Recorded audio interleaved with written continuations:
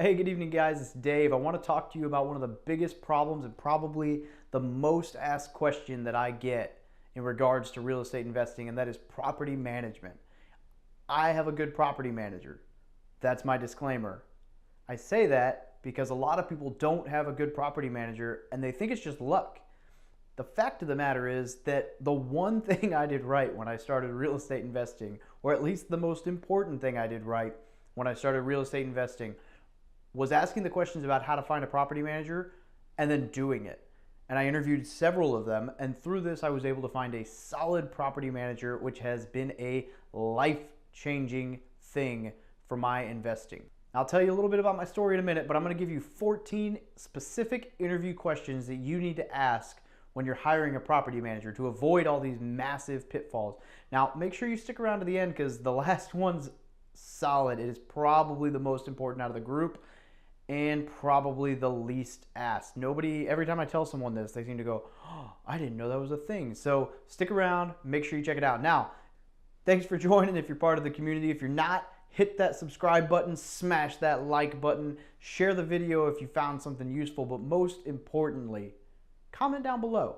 I want to know, have you had a good property management experience, a bad property management experience, or no property management experience? Just let me know. Just comment below, one word: yes, no, none. Back when I first started investing in real estate, I received orders to move out of state, in fact, across the ocean to Hawaii, which is great. But I knew that I wasn't going to be able to self-manage my property from there. So I set out to find a solid property manager. So I searched on Google for the best property managers in the area. I looked at Yelp reviews and I looked at the Better Business Bureau reviews.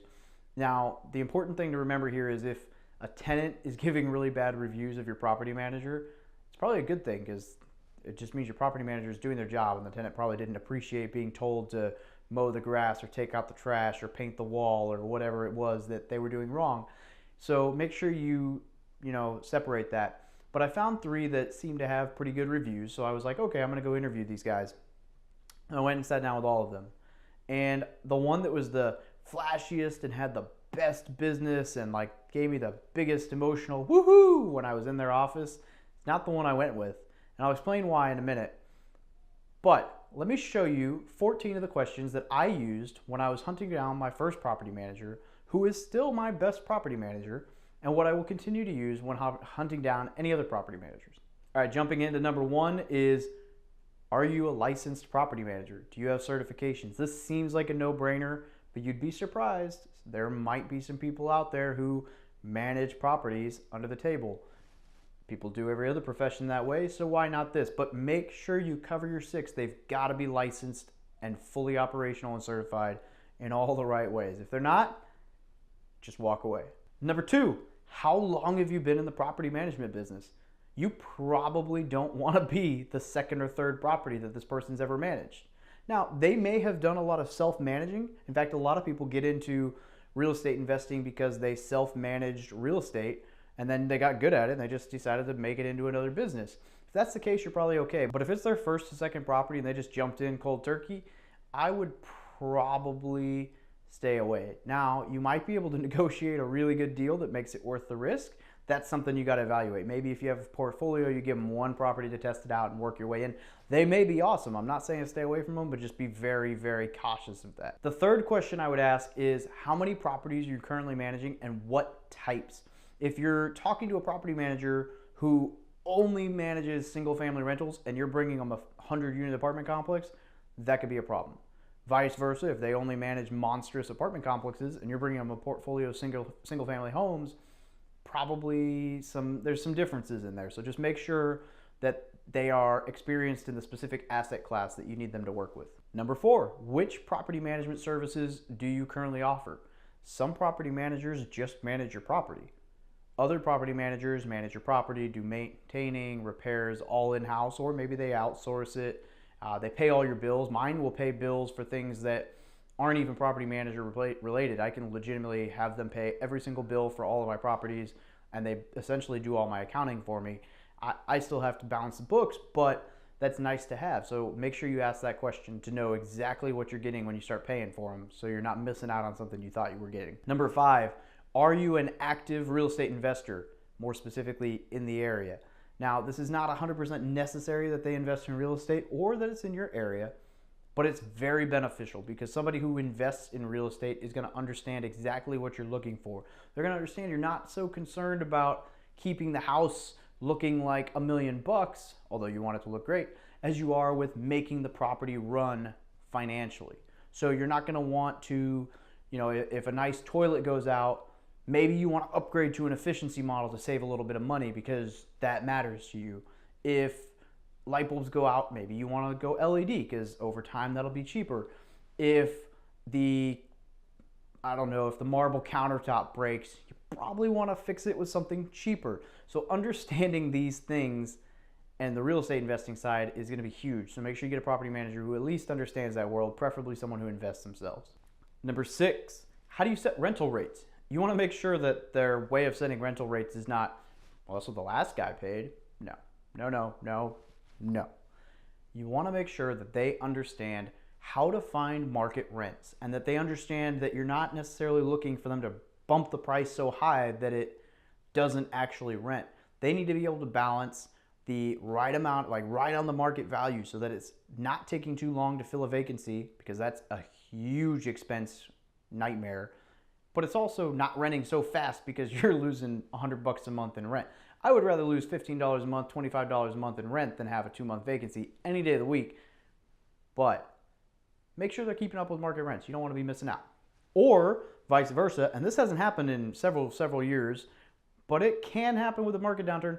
If the rents go down, like the market rents, they need to know that too, because you don't want to be the guy trying to rent a place for $900 when next door is $700. You're never going to rent the place. So make sure you understand all that. Make sure that they understand all that. Number 7, relating to the last one, what is the vacancy rate for all of the properties that you manage?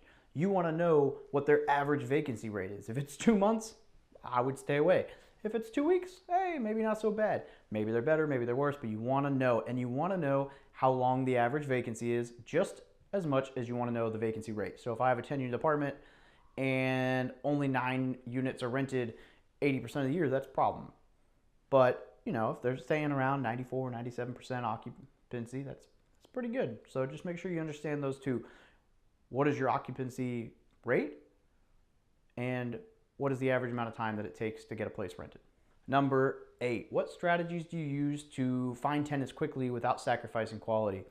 Finding bumping the rent up and finding a tenant really quick is all well and good unless that tenant's repeat felon eviction offender. Now, I'm not saying any of that necessarily means they're totally a terrible person, they can't bounce back, but I don't want to be the one that I'm risking that on.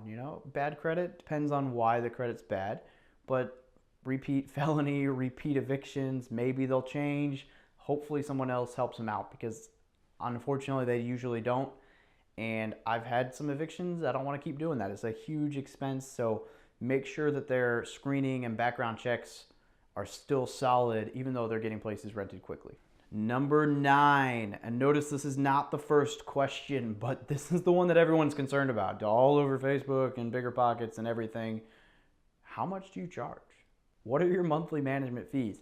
Generally, this is somewhere between 8 and 12%. It varies by your area. I was lucky enough to find a property manager for 7%, who's awesome. Now, that's not always the case, but it's out there. But you know what? I would pay 10% for a good property manager long before I'd pay 7% for a crappy property manager. So just make sure that you understand that's really good to know, but it's not the most important question. That's why it's way down here on the list, but also not at the end with the most important questions. It's just randomly in the middle because it's not that important. So don't get wrapped around that, because they'll save you money. A good property manager will absolutely make up for how much they charge. Number 10, are there miscellaneous fees that I should expect to incur? So some property managers tack on a little bit extra for maintenance or repairs. It's not the end of the world, but just be aware of it.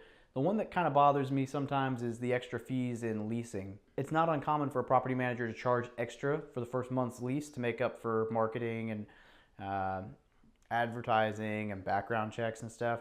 But if they're trying to charge you the full first month's rent, depending on your market, that could be pretty steep. You might as well have a vacancy. So just make sure you're aware of what those kinds of expenses, additional fees are going to be incurred. And I'll tell you how to get to that in a question here in a minute. Number 11, I'm running out of hands here. I shouldn't have done the hand thing. Do you charge or do you mark up maintenance and repair costs? Sometimes it's much cheaper to hire your own handyman and just tell them, hey, let me know what maintenance needs to be done and I'll handle it.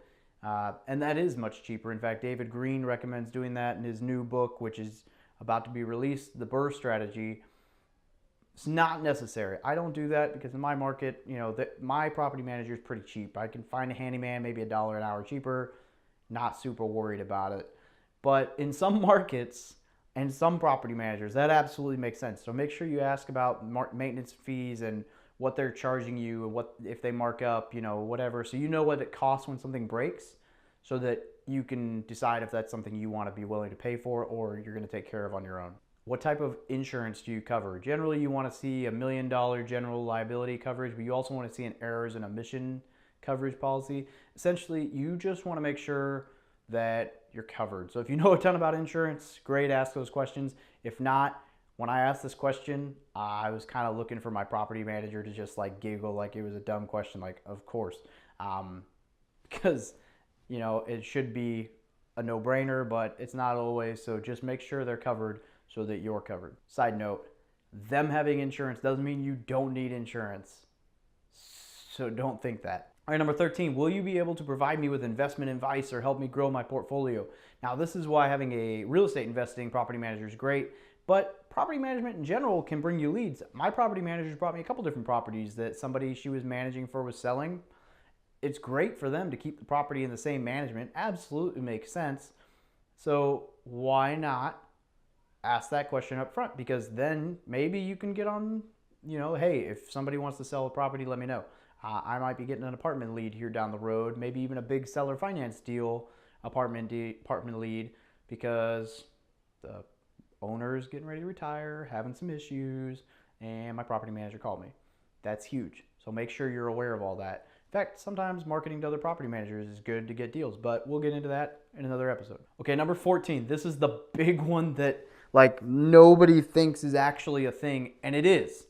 And this is why I advocate that you take the lease agreement that you would be signing with that property manager home. Don't read it there. Home. Go through every single page. If you don't understand a word, ask someone who understands legal to speak or Google it and figure out what it means and understand the lease agreement that you would be signing with the property manager to work with them, because there could be hidden fees. And I found that one property manager that looked great, this was something they had in their lease that I was absolutely not okay. So here's the question, number 14. Do you collect management fees when a unit is vacant? Yes, that's a thing. Make absolute certain that your property manager only gets paid on X% of the gross income received. Received. I cannot stress this enough. If you get suckered into this, I'm sorry that your property management experience is going to suck. What is the incentive for them to rent your place when it's vacant if they're getting paid anyway? Where's the urgency going to be? No, absolutely not. If you're not collecting rent, they don't get a dime from you. That way, they will turn over and rent the place very, very quickly because they're motivated. They're not making any money. That's the way it should be. If you find a property manager that's got that in the lease, I'm sorry, either get it out of the lease or walk away. You cannot sign a lease agreement where the property manager is going to get paid even if you're not collecting rent. Absolutely doesn't work. Guys, thank you very much for watching this video. Now, I'm writing a very long blog post with everything you need to know about property managers on my website right now. By the time you see this video, it should be posted. So check out the link right below in the description. There's actually going to be 6 more points than what I gave here in that blog post. And I'm also going to have a PDF of the document that I personally use for when I go and I sit down. I have this piece of paper in front of me and I check the questions off and there's whatever. And I'm going to have that document in there as well so that you can download that for free and you can use that when you go to ask these questions. Now, I made this document by taking like 5, 6, 7 different posts that I read, asking a whole bunch of investors and networkers, and I took the most common answers and the ones that I used that actually worked, and I compiled them all together. So I think I personally believe, this is the best set of questions you could ask a property manager. If you think of one that I forgot though, comment that below, because I'm always looking to add maybe a 21st question. But there are 20 questions on this sheet. If you click the link, you can go download it. Definitely check it out, but read the post, let me know what you think. Hopefully, this will help you avoid some of the most common problems that real estate investors get into. And you won't have to fix any toilets. That being said, have a great day. If you found something in here useful, please click that subscribe button and hang loose.